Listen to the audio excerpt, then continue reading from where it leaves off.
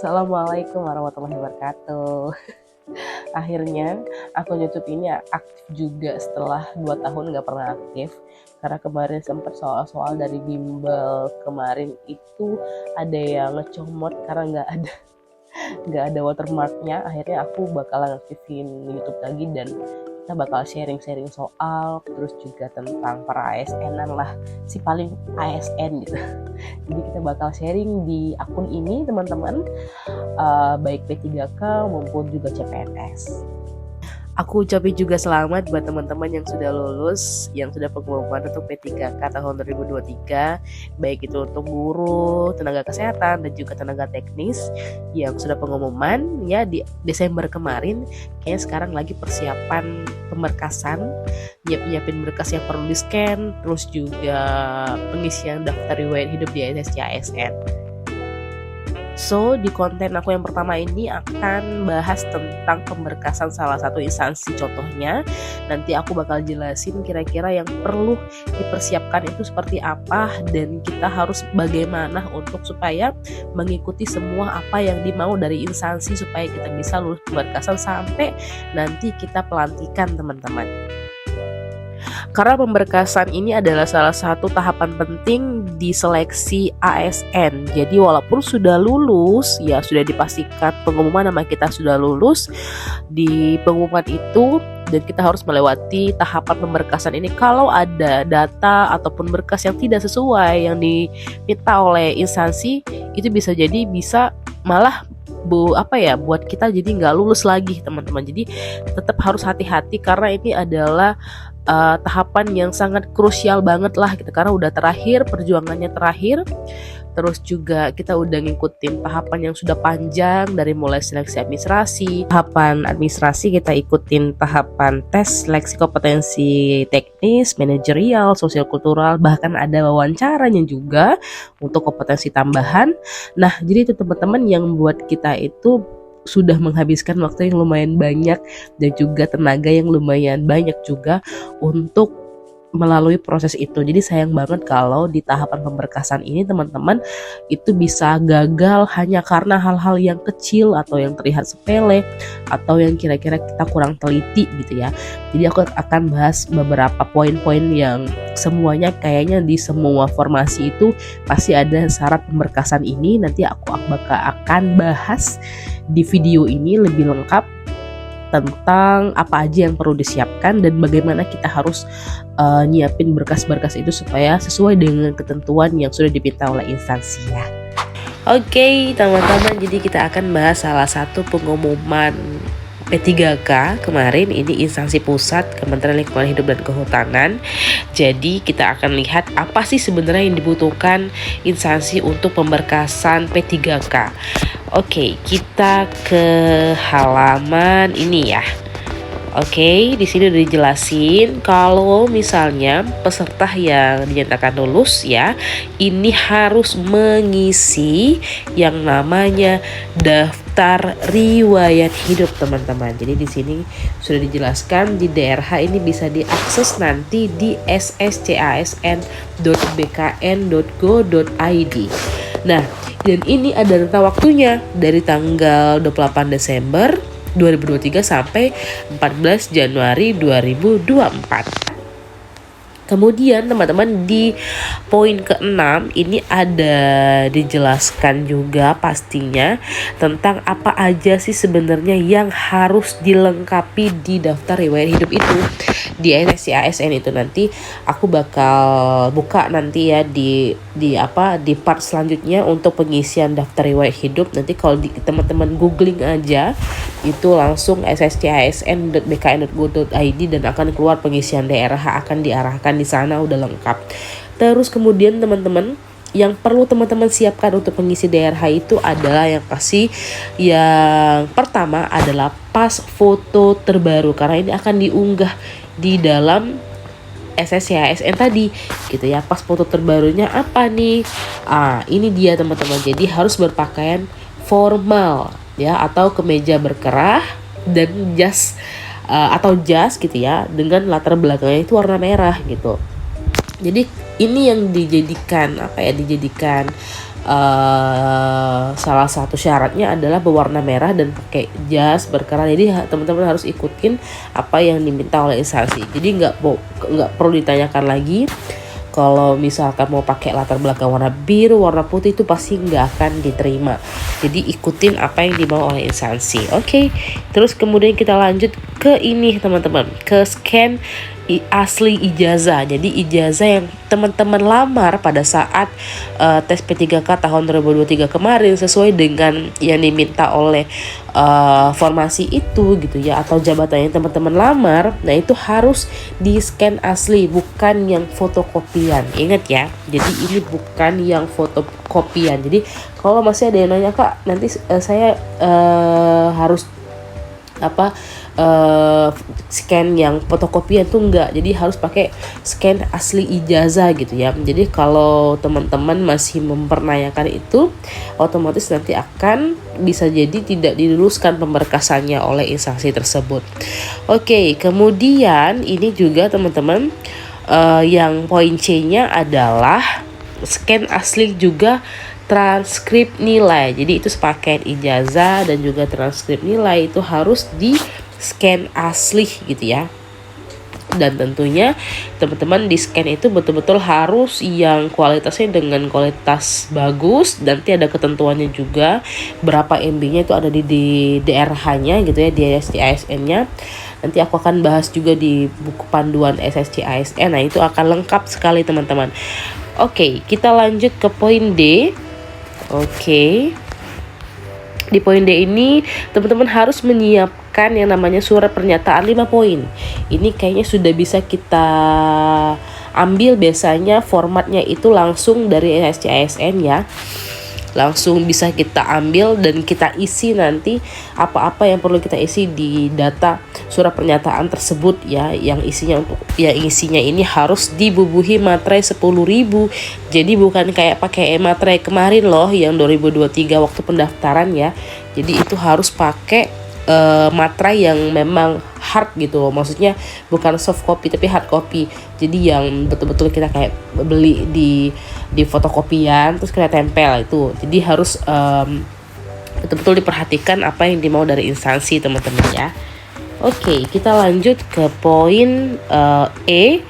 Ini ada SKCK, ini penting. Ada surat keterangan catatan kepolisian yang diterbitkan oleh Kepolisian Negara Republik Indonesia tentunya. Tingkat Polres. Ada yang sempat nanya, Kak, kalau misalkan harus apakah harus di tingkat Polres, boleh nggak di tingkat yang lain gitu ya, atau di Polda, di Polsek? Itu enggak. Jadi ikutin apa yang dimau oleh instansi. Jadi harus tingkat Polres dan sesuai dengan peraturannya juga tentunya ya, tata caranya nanti. Terus juga kalau di SKCK juga pasti ada ketentuan persyaratan pemberkasan untuk SKCK-nya juga pasti ada. Teman-teman ikutin syaratnya kayak foto, terus juga mungkin ijazah, terus juga harus membayar berapa gitu ya, administrasi dan lain-lain itu harus ditanyakan nanti ke Polresnya gitu untuk ketentuan dari pemberkasan SKCK. Terus kemudian ada yang namanya surat keterangan jasmani. Ini harus asli. Jadi kata-kata kunci ini teman-teman yang asli itu berarti yang dikasih itu atau yang kita scan ke DRH itu berarti bentuk yang asli ya. Yang asli itu harus kita scan. Biasanya kalau pemberkasan itu yang asli itu dikasih pada saat untuk pengumpulan berkas secara fisiknya gitu. Oke, jadi ini yang kita siapkan untuk DRH-nya dulu ya. DRH ini untuk pemberkasan ke BKN-nya. Biasanya yang fisik itu yang diminta oleh instansi masing-masing, tergantung instansi masing-masing untuk pemberkasan fisik. Jadi tetap harus disimpan nanti yang aslinya teman-teman. Oke, jadi ini untuk surat keterangan sehat jasmani ini harus dari rumah sakit pemerintah gitu ya, RSUD, rumah sakit umum ya. Terus bisa jadi puskesmas juga bisa sih sebenarnya, tapi diutamakan rumah sakit nih, harusnya di rumah sakit, bukan di puskesmas gitu ya. Jadi surat keterangan sehat rohani atau jiwanya juga biasanya harus dari rumah sakit pemerintah teman-teman, dari unit psikiatri rumah sakit pemerintah yang harusnya ditandatangani oleh dokter spesialis kejiwaan ya, kedokteran jiwa. Nah, itu wajib banget teman-teman. Oke, kemudian juga ini ada ketentuannya, dokter yang menandatangani surat keterangan ini harus dokter berstatus PNS ya. Jadi harus ada status PNS-nya atau dokter yang bekerja di pada unit pelayanan kesehatan masyarakat pemerintah. Oke, kita lanjut ya ke poin G. Itu ada yang namanya surat keterangan tidak mengkonsumsi atau menggunakan narkotika, psikotropika ya. Narkotika intinya narkoba itu harus scan asli juga sama teman-teman. Jadi harus teman-teman siapkan ini biasanya sepaket di satu rumah sakit tuh ada. Jadi kita tinggal bayar berapa gitu ya dengan harga sekian, terus kita mengikuti prosedurnya, tes dan sebagainya, kasih urin ya. Biasanya kita kan harus kasih urin, terus dites dulu untuk narkoba. Untuk tes narkobanya baru nanti akan dibuatkan surat gitu. Jadi ini harus dari hasil uji laboratorium dari unit pelayanan kesehatan pemerintah juga sama gitu. Oke, kita lanjut ke poin hanya ini hasil cetak atau print out daftar riwayat hidup tadi yang ada di SSC ASN itu ya, dari laman SSC ASN tadi ini harus di print gitu teman-teman. Jadi ada ketentuan harus di print, yaitu pada bagian nama, tempat lahir, tanggal lahir yang ditulis dengan tangan sendiri ya, tangan sendiri. Jadi harus menggunakan huruf kapital atau balok. Nanti aku akan bakal share pengisian daerahnya yang mana-mana yang harus di print nanti. Terus juga harus teman-teman jangan lupa ditandatangani sendiri dan di atas materai 10.000 ya, bukan materai tapi harus materai yang memang kita harus beli yang 10 ribuan. Oke, kita lanjut lagi. Nah, setelah itu teman-teman yang paling penting juga ini sering sekali lalai pada saat pemberkasan. Jadi di masing-masing dokumen yang sudah ditentukan tadi ada yang menggunakan materai itu. Nah, jadi materai yang digunakan ini betul-betul harus wajib asli ya, materainya harus asli, kemudian harus bisa terbaca dengan jelas. Jadi jangan sampai misalnya ketutupan atau kena air gitu ya. Dan juga nomor serinya juga harus berbeda, karena ini banyak sekali kejadian kalau biasanya dulu-dulu itu peserta itu baik pendaftar gitu ya ataupun sudah yang saat pemberkasan digagalkan karena memakai materai dengan yang satu materai yang sama gitu tapi ke semua dokumen, akhirnya bisa digagalkan gitu teman-teman, karena itu kan termasuk pemalsuan data gitu ya. Sayang banget hanya karena materai 10.000 jadi kita nggak bisa melanjutkan sampai ke pelantikan teman-teman. Jadi harus hati-hati dan betul-betul teliti nanti pada saat pemberkasannya. Kemudian teman-teman di poin 8 ini kalau misalkan sampai batas waktu yang sudah ditentukan tadi ya, peserta ini yang sudah dinyatakan lulus dan tidak memenuhi atau melengkapi yang namanya kelengkapan dokumen yang dimaksud oleh poin 5 tadi ya, maka ini dianggap tidak memenuhi syarat. Jadi dianggap tidak memenuhi syarat teman-teman. Oke. Kemudian kalau misalkan ada peserta yang dinyatakan lulus ya sampai tahap akhir ya pengadaan P3K ini, tapi ada yang mengundurkan diri, ini wajib membuat atau mengunggah surat pengunduran diri, harus tetap gitu, yang udah ditandatangani oleh peserta yang lulus tadi, kemudian ditandatangani dan ditempel materai sesuai dengan format atau template yang udah dikasih gitu ya di SSC ASN teman-teman. Jadi kebutuhan jabatan ini bisa digantikan ke peserta yang di bawahnya rankingnya misalnya gitu. Terus bagi peserta pengisi atau pengganti ini akan dipanggil melalui pengumuman tentunya yang ada di instansi masing-masing gitu deh teman-teman. Kesimpulannya adalah teman-teman, kalau untuk tahapan pemberkasan ini utamakan kita harus teliti, cermat dan betul-betul fokus dalam menyelesaikan atau menyiapkan berkas-berkas yang diminta. Kemudian yang kedua adalah kita harus betul-betul nggak buru-buru untuk mengupload apa berkas yang harus kita upload di SSC ASN gitu. Jadi pastikan dulu itu betul-betul sudah sesuai dengan apa yang diminta oleh instansi gitu ya, dari mulai ukuran, terus juga tulisannya, terus juga kira-kira sudah pas belum warnanya dan sebagainya gitu ya.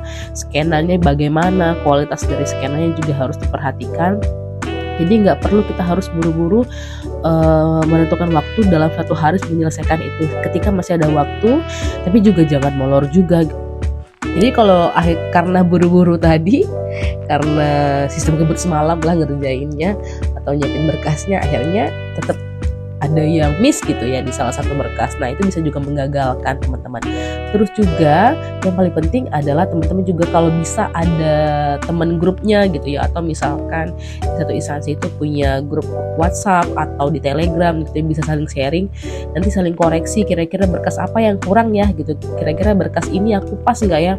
Jadi di situ bisa nanya kira-kira kalau fotonya seperti ini boleh nggak gitu. Jadi kita nggak dapet infonya sendirian atau nyari infonya sendirian gitu. Jadi kita bisa saling berbagi informasi juga, sering nanya. Pokoknya harus aktif lah di berbagai sosial media gitu untuk menanyakan tentang pemberkasan gitu. Minimal ada grup instansinya gitu teman-teman. Oke, terima kasih yang udah nonton video aku ya. Nanti aku bakalan sharing untuk video selanjutnya tentang pengisian daftar riwayat hidup teman-teman, baik untuk P3K ataupun CPNS tahun 2023 kemarin. Jadi semoga aja teman-teman semuanya pemberkasannya lancar, walaupun ada hambatan sedikit-sedikit, tapi ada solusi lah untuk mengatasi hambatan itu gitu ya. Dan ditunggu nanti video aku selanjutnya. Semoga semuanya lancar sampai teman-teman sudah pelantikan P3K tahun 2023. Oke, ditunggu video aku selanjutnya teman-teman. Assalamualaikum warahmatullahi wabarakatuh. Bye-bye.